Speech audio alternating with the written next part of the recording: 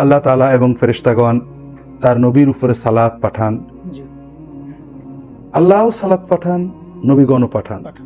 এই সালাত পাঠানোর পদ্ধতি এবং অর্থ সম্পর্কে মুফাসসিরগণ বলেছেন, আল্লাহ রহমত পাঠান আর ফেরেশতাগণ দোয়া করেন, রহমতের প্রার্থনা করেন। আল্লাহ তাআলার কাছে। এরপর আল্লাহ বলেছেন, ইয়া আইয়ুহাল্লাযিনা আমানু সাল্লু আলাইহি ওয়া সাল্লিমু তাসলিমা, হে ঈমানদারগণ তোমরাও তার উপরে দরুদ পাঠ করো, অর্থাৎ সালাত পাঠাও এবং সালাম পাঠাও, সালাম দাও। সালাম দাও। জি। অন্য আয়াতে আল্লাহ বলেছেন, হুয়াল্লাযী ইউসাল্লি আলাইকুম ওয়া মালাইকাতুহু, শুধু রাসূল পাক সাল্লাল্লাহু আলাইহি ওয়াসাল্লাম না, আল্লাহ এবং তার ফেরেশতারা মুমিনদের উপরও সালাত পাঠান। হুয়াল্লাযী ইউসাল্লি আলাইকুম ওয়া মালাইকাতুহু, তিনি এবং তার ফেরেশতাগণ তোমাদের উপরও সালাত করেন, অর্থাৎ যারা মুমিন বান্দা সবার উপর আল্লাহ জি তাআলা সালাত করেন। জি, মানে রহমত নাযিল করেন, ফেরেশতারা রহমতের দোয়া করেন। অন্য অনেক হাদিসে এসেছে, ইন্নাল্লাহু মালাইকাতাহু ইউসাল্লুনা আলা মায়ামিনিস সুফুফ, আল্লাহ এবং ফেরেশতাগণ সালাত পাঠান যারা সালাতের কাতারে, প্রথম কাতারে বা কাতারের ডান দিকে দাঁড়ায় তাদের উপরে, অর্থাৎ নামাজের কাতার, আমাদের এখানে নামাজ বলি। প্রসঙ্গত স্যার এখানে ছোট্ট করে যদি বলেন যে আমরা এখনই জানতে পারলাম যে রাসূল করিম সাল্লাল্লাহু আলাইহি ওয়াসাল্লামের জন্য আল্লাহ তাআলার কাছে রহমতের প্রার্থনা করাটাকেও কোরআন এবং সুন্নাহর ভাষায় সালাত বলা হয়েছে। আবার আমরা যে 5 ওয়াক্ত নামাজ পড়ি সেটাকেও কোরআন এবং সুন্নাহর ভাষায় সালাত বলা হয়েছে। এই দুই সালাতের পার্থক্যটা যদি একটু বলতেন। আলহামদুলিল্লাহ, সালাতের আবিধানিক অর্থ প্রার্থনা, দোয়া। দোয়া, তবে এটা আমাদের শরীয়তের পরিভাষায় দুটো বিশেষ দোয়া।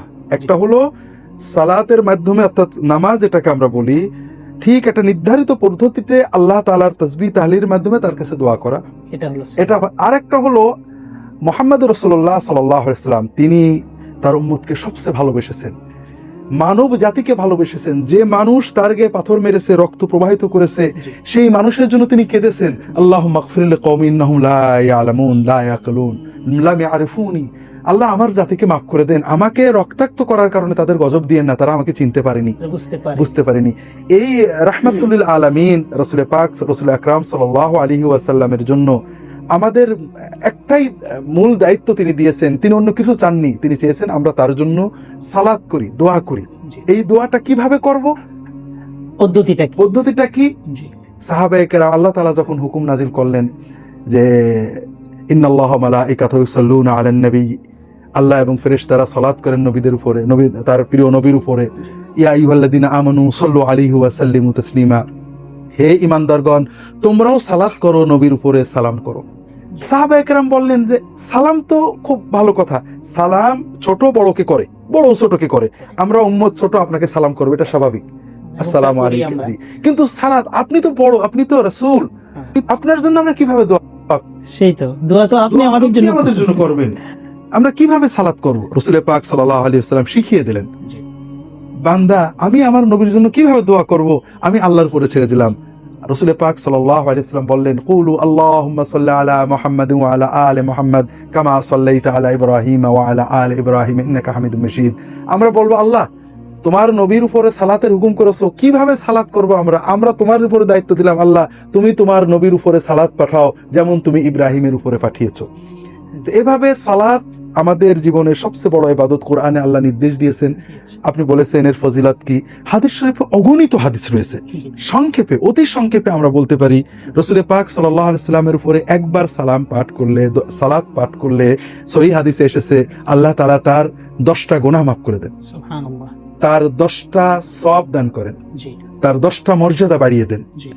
এই সালাত এবং সালাতের কারণে, সালামের কারণে আল্লাহর ফেরেশতারা তার জন্য দোয়া করেন।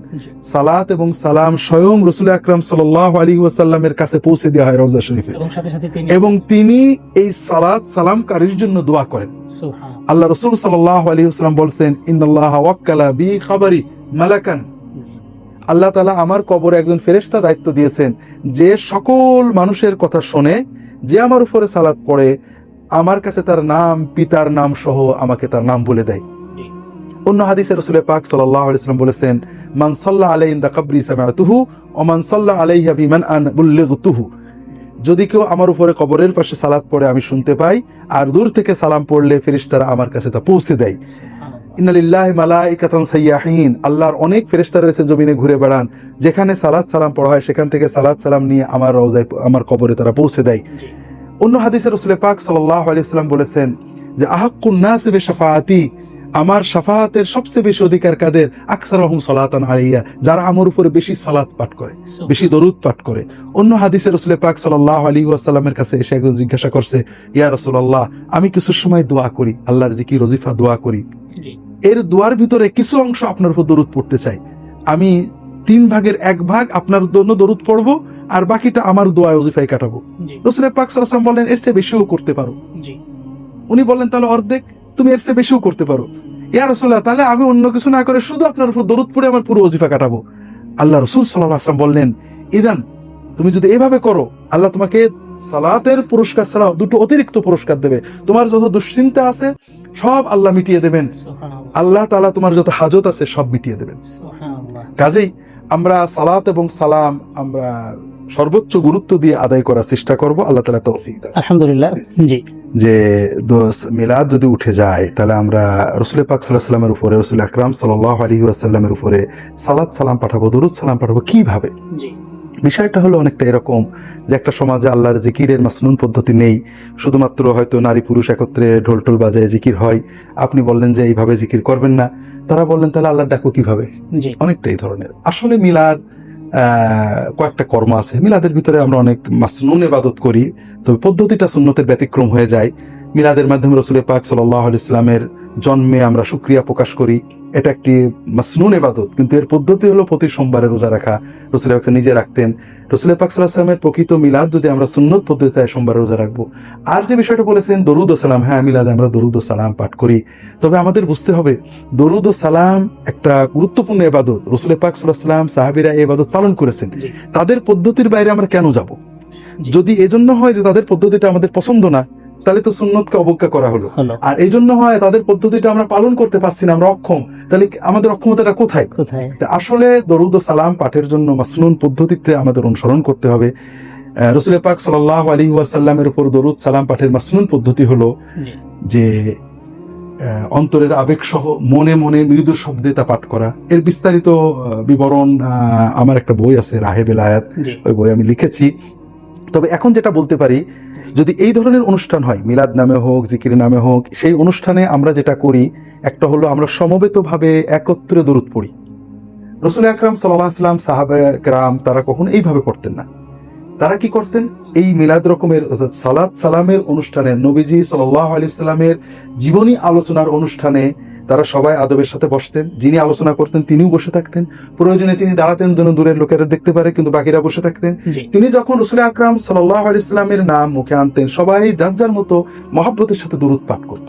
এটা সমবেত ভাবে নয়, সমবেত ভাবে এটা সুন্নতের ব্যতিক্রম, কখনো জায়েজ হতে পারে, কখনো এটা জায়েজের পর্যায়ে অতিক্রমও করতে পারে।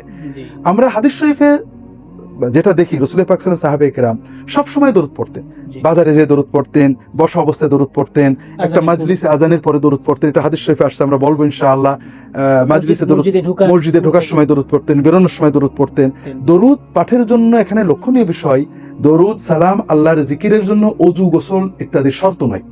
ওযু সহ, ওযু ছাড়া, গোসল সহ, গোসল ছাড়া, সর্ব অবস্থায় দরুদ সালাম এবং আল্লাহ জিকির করা। একটা হাদিস এসেছে, মা জালাসা কওমুন মাজলিসান লাম ইয়াযকুরু ফিল্লাহ ওয়া লাম ইসাল্লু আলা নবিহি ইল্লা কানা লাহুম তিরাতান আও কামা ক্বালা রাসূলুল্লাহ সাল্লাল্লাহু আলাইহি ওয়াসাল্লাম।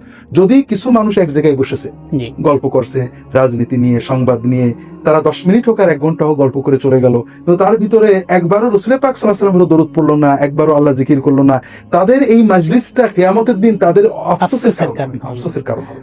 কাজে সকল অবস্থায় দরুদ পাঠ করা, প্রত্যেকে যার যার মতো মহব্বতের সাথে মনে মনে দরুদ পাঠ করা, এটা হলো সুন্নতের প্রথম বিষয়। দ্বিতীয় যে বিষয়টা লক্ষণীয়, যে সুন্নতে রাসূল আকরাম সাল্লাল্লাহু আলাইহি ওয়াসাল্লাম দরুদের কিছু সময়ও বলেছেন।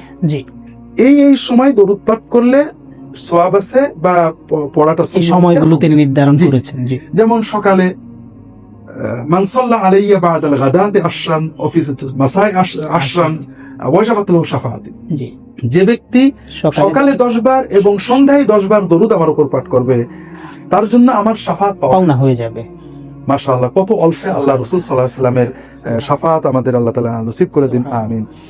এরপরে হাদিস শরীফে আসছে যে তোমরা যখন মুয়াজ্জিনকে আজান দিতে শুনবে, বিভিন্ন হাদিসে আসছে, আমরা সংক্ষেপ করি, তোমরা মুয়াজ্জিন যা যা বলে ওইগুলো বলবে। যদি কেউ মুয়াজ্জিন যা যা বলে ইয়াকিনের সাথে সেই কথাগুলো বলে, আজানের জবাব দেয়, তাহলে আল্লাহ তাআলা তার জন্য জান্নাত দান করে। সুবহানাল্লাহ। আজান শেষ হলে আমার উপর একবার দরুদ পড়বে। আজান শেষ হলে আমার উপর দরুদ পড়বে, সালাত যে পেশ করবে। সালাত পেশ করবে। যদি কেউ একবার আমার উপর দরুদ পড়ে, আল্লাহ তাআলা তার 10টা গুনাহ মাফ করেন, 10টা নেকি দান করেন, 10টা মর্যাদা বাড়িয়ে দেন। সুবহানাল্লাহ। এরপরে তোমরা আমার জন্য আল্লাহর কাছে ওসিলা চাবে। যে ব্যক্তি আমার জন্য আল্লাহর কাছে ওসিলা চাবে, আমার শাফাআত তার পাওনা হয়ে যাবে। ওসিলা মানে হলো নৈকট্য, আল্লাহর নৈকট্য, নিকটতম যে মঞ্জিলা, মর্যাদা, এটা আমাদের রাসূল আকরাম সাল্লাল্লাহু আলাইহি ওয়াসাল্লামের জন্য চাওয়া। অর্থাৎ আল্লাহ তাআলার সবচেয়ে নিকটতম যে অবস্থানটি যে সেটা- মানুষটি পাবে সেটা আমাদের রাসূল আকরাম সেটি রাসূল সাল্লাল্লাহু আলাইহি আকরাম ওয়াসাল্লাম। সাল্লাল্লাহু তিনি পাবেন, কিন্তু আমরা তার জন্য এই পাওয়ার দোয়া করে আমরা মর্যাদা বাড়িয়ে দিই। জি জি তো আলহামদুলিল্লাহ। এইভাবে রাসূল আকরাম সাল্লাল্লাহু আলাইহি ওয়াসাল্লাম আমাদের জন্য দরুদ ও সালামের সময় বলে দিয়েছেন। রাত্রে ওজিফার সময়ে, মসজিদে ঢোকার সময়, মসজিদ থেকে বেরোনোর সময়ে, বিভিন্ন সময়ে দরুদ পাঠের নির্দেশনা রয়েছে বিভিন্ন হাদিসে। সময়গুলো জি। বলেন। স্যার, এই ক্ষেত্রে আরো একটি বিষয় আপনার কাছে জানতে চাইবো, যে আপনি তো সময় বললেন, ফজিলত বললেন, সুন্নত তরিকায় কিভাবে দরুদ পেশ করতে হবে সেটা বললেন। তো দরুদের তো কিছু আলফাজ বা বাক্য রয়েছে, যে বাক্যগুলো দিয়ে সাহাবায়ে কেরাম দরুদ পেশ করতেন, নবীজিও শিখিয়েছেন। সেই বাক্যগুলো সম্পর্কে যদি আমাদের বলতেন। এটা এই জন্য প্রশ্নটা, যে আমাদের সমাজে বিভিন্ন রকমের দরুদ দরুদ প্রচলিত আছে, যেগুলোর অসংখ্য নাম, জি, অসংখ্য। দরুদে লাখি, দরুদে হাজারি, দরুদে তুনাজ্জিনা, দরুদে মাহি, এই ধরনের অনেক এগুলো নাম। মাসনুন কিনা? এগুলো মাসনুন কিনা? একসাথে অনেকগুলো প্রশ্ন করে ফেললাম সময় সংক্ষেপের কারণে। স্যার, আপনি যদি আমাদের সংক্ষেপে এই জি, বিষয়গুলো। আলহামদুলিল্লাহ। আসলে এখানে একটা জিনিস খুব গুরুত্ব দিয়ে বুঝতে হবে আমাদেরকে। সুন্নত এবং বেদাত জি মাঝখানে জায়েজ। বিষয় হলো, আপনি যেটা প্রশ্ন করেছেন অত্যন্ত গুরুত্বপূর্ণ। রাসূল আকরাম সাল্লাল্লাহু আলাইহি ওয়াসাল্লামের শেখানো শব্দে, বাক্যে দরুদ সালাম পাঠ করা, এটাই হলো সুন্নত। জি এর বাইরে যে কোনো বাক্যে, শব্দে যদি আমরা বলি, যে কোনো ভাষায় আল্লাহ রাসূল আকরাম সাল্লাল্লাহু আলাইহি ওয়াসাল্লাম সালাত পাঠান, এটাও দরুদ। এর দ্বারা আমরা ন্যূনতম সওয়াবটা পাবো। কিন্তু যদি কেউ এই রকম গায়র মাসনুন শব্দকে নিয়মিত ওজিফা করে নেয়, অথবা সুন্নতের মতো বানিয়ে নেয়, অথবা সুন্নত মাসনুন বাক্যের চেয়ে এই বাক্যকে উত্তম মনে করে, সে ব্যক্তি সুন্নতকে ছোট মনে করার কারণে সুন্নতের মুনকের হবেন এবং বিদআতে লিপ্ত হয়ে যাবেন, এবং সুন্নতটা মারা যাবে। মারা যাবে। এই জন্য রাসূল আকরাম সাল্লাল্লাহু আলাইহি ওয়াসাল্লাম বলেছেন, মান রাগিবা আন সুন্নতি ফালাইসা মিন্নি। যে ব্যক্তি আমার সুন্নতকে ছোট মনে করলো, মানে অবজ্ঞা করলো, সে আমার উম্মত নয়। মাসনুন শব্দ সালাত এবং সালামের জন্য হাদিস শরীফে 8-10 জন সাহাবী থেকে প্রায় মুতাওয়াতির হাদিস দরুদ ইব্রাহিমী, জি যেটা আমরা সালাতের ভিতরে পড়ি। নামাজ। একটু শব্দের হেরফের আছে, আল্লাহুম্মা সাল্লি আলা মুহাম্মাদিন ওয়া আলা আলি মুহাম্মাদ, আল্লাহুম্মা সাল্লি আলা মুহাম্মাদিন নবিয়্যিল উম্মি ওয়া আলা আলি মুহাম্মাদ, এগুলো মাসনুন শব্দ। জি এছাড়াও সাহাবায়ে কেরাম থেকে কিছু শব্দ আছে, সালামের জন্য এরকম কিছু মাসনুন শব্দ আছে, এগুলো আমাদের ব্যবহার করা দরকার। এর বাইরে মাসনুন ছাড়া অন্য শব্দ বাক্য ব্যবহার করলে নাজায়েজ হবে না, কিন্তু এটাকে রেওয়াজ করলে বা সুন্নতের চেয়ে উত্তম মনে করলে বেদাতের গুনাহ হবে। আর যেটা আপনি বলেছেন দরুদে মাহি, দরুদে লাখি, এগুলো সব বানোয়াট। এর নামে যে মিথ্যা ফজিলত, এগুলো সবই মিথ্যা। এগুলো রাসূল পাক সাল্লাল্লাহু আলাইহি ওয়াসাল্লাম বলেননি, করেননি, কোনো সহিহ হাদিসে নেই, জয়ীফ হাদিসেও নেই, কোনো সনদ নেই। এর ভিতরে বরং বেশিরভাগই যে অমুক বুজুর্গ স্বপ্নে এটা পাইছেন, স্বপ্নে এমন উপকার পেয়ে গেছেন, এটা পরীক্ষিত, এইভাবে করে করে বাজারের বইগুলোতে লেখা। যদি কেউ স্বপ্নে পান, নিজে আমল তার জন্য বৈধ, কিন্তু এটাকে দিনের ভিতরে ঢুকানো তার জন্য বৈধ নয়। দিনের ভিতরে পালনীয় মুহাম্মদ রাসূলুল্লাহ সাল্লাল্লাহু আলাইহি ওয়াসাল্লাম আল্লাযীনা আমাতা সাহাবায়ে কেরামগণ থেকে যেটা পাওয়া যায়, আমরা সেগুলোই আমল করার চেষ্টা করব। এর মানে হলো আমাদেরকে সর্বাবস্থায় খেয়াল রাখতে হবে যে প্রতিটি আমলের ক্ষেত্রে সুন্নত তরিকাটা কি। জি, যদি আসলে আমাদের মুসলমানেরা যে ভুলটা আমরা করে ফেলি অনেক সময়, একটা আমলের ফজিলত পেলাম যে এই আমলে অনেক সওয়াব, আমরা আবেগে করতে লাগলাম। যেমন জিকিরের অনেক ফজিলত, জি, জিকির আবেগে শুরু করে দিলাম যথা ইচ্ছা। না, রাসূল পাক সাল্লাল্লাহু আলাইহি ওয়াসাল্লাম শুধু ফজিলত শেখাতে আসেননি, তাহলে তো আল্লাহ কোরআনে ফজিলত বলে ছেড়ে দিয়েছেন। রাসূল পাক সাল্লাল্লাহু আলাইহি ওয়াসাল্লাম ফজিলত পালনের পদ্ধতি শেখাতে এসেছেন। জি। প্রতিটি আমল তার পদ্ধতিতে করলেই শুধু এই ফজিলত পাওয়া যাবে, অন্যথায় নয়। অন্যথায় নয়। এই বিষয়টাই আমাদের সমাজের বেশিরভাগ মানুষের চেতনার মধ্যে অনুপস্থিত। এবং যেহেতু নবী পাক সাল্লাল্লাহু আলাইহি ওয়াসাল্লামের প্রতি আমাদের ভালোবাসা সর্বোচ্চ, আমাদের হৃদয়ের আবেগ দিয়ে আমরা তাকে ভালোবাসতে চাই, ভালোবাসা উচিত। কিন্তু এই ভালোবাসা পাওয়ার জন্য তো আমাদের সুন্নত তরিকা রয়েছে। এই সুন্নত তরিকার বাইরে যদি আমরা যত বেশি আবেগ দেখাই না কেন, সেই আবেগ আমাদেরকে অনেক সময় বিভ্রান্তিতে ফেলে দিতে পারে, অনেক সময় গুমরাহিতে নিয়ে যেতে পারে। এই চেতনাটি আমাদের সমাজে খুবই অনুপস্থিত। এই জন্য সন্ন্যার আলোকে মুমিন জীবন অনুষ্ঠানে আপনি চমৎকারভাবে এই সন্ন্যার বিষয়গুলো আমাদের সামনে, আমাদের দর্শকদের সামনে তুলে ধরেন। আপনি কষ্ট করে আমাদের স্টুডিওতে সময় দেন, এই কারণে আল্লাহ তাআলার কাছে আপনার হায়াতে তয়্যিবা প্রার্থনা করছি। আল্লাহ তাআলা আপনাকে জাযায়ে খায়র দান করুন। আল্লাহ তাআলা কবুল করে নিন আমাদের সকলকেই। সুন্নত পালনকারী, সুন্নত প্রতিষ্ঠাকারী, সুন্নত প্রচারকারী হয়ে সুন্নত রাসূল পাক জিন্নাকারী। সাল্লাল্লাহু আলাইহি ওয়াসাল্লামের সুন্নতকে ভালোবেসে তারই সাথে জান্নাতে যাওয়ার তৌফিক আমাদের দান করুন। আমিন, আল্লাহুম্মা আমিন। সুপ্রিয় দর্শক, আপনারা দেখছিলেন সুন্নাহর আলোকে মুমিন জীবন অনুষ্ঠানটি। আমরা বাংলায় দরুদ বলি, এটা ফার্সি শব্দ। কোরআন এবং হাদিসের পরিভাষা এটাকে সালাত বলা হয়েছে। সালাতের মূল অর্থ দোয়া, আর বিশেষভাবে একটা বিশেষ দোয়া, মর্যাদার দোয়া, এগুলোকে সালাত বলা হয়। আল্লাহ তাআলা কোরআন কারীমে বলেছেন, ইন্নাল্লাহা ওয়া মালাইকাতাহু ইউসাল্লুনা আলান নবী